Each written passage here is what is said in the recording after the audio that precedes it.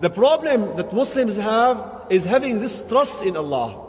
If we take one example, Ayatul Kursi, the Prophet ﷺ says about Ayatul Kursi, whoever recites Ayatul Kursi in the morning will never be harmed until the evening.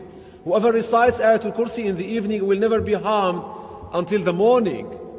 Many people recite Surah Yasin. The difference is this opinion that you have.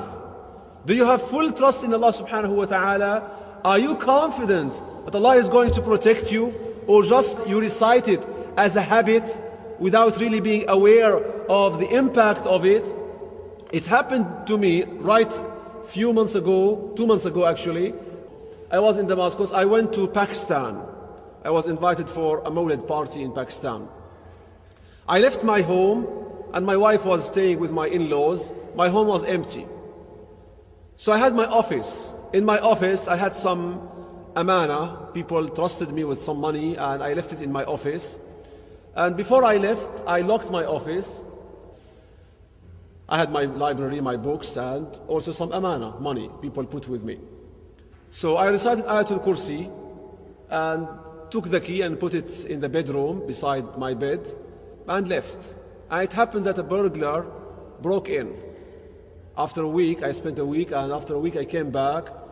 And look at the amazing protection from Allah subhanahu wa ta'ala and the secret of Ayatul Kursi.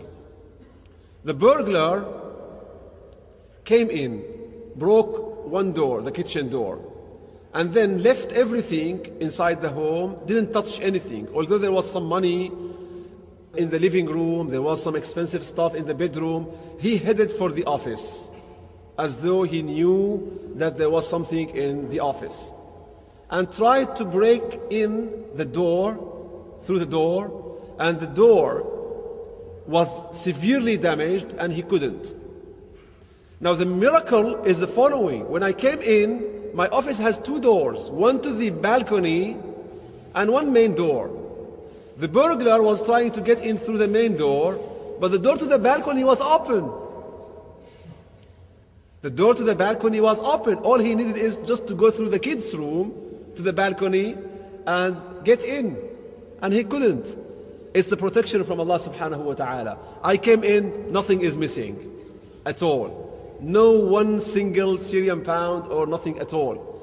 I recited Ayatul Kursi, I remember, beside the door, and I just left. I'm giving you this example just to highlight that Ayatul Kursi is there for us to protect us.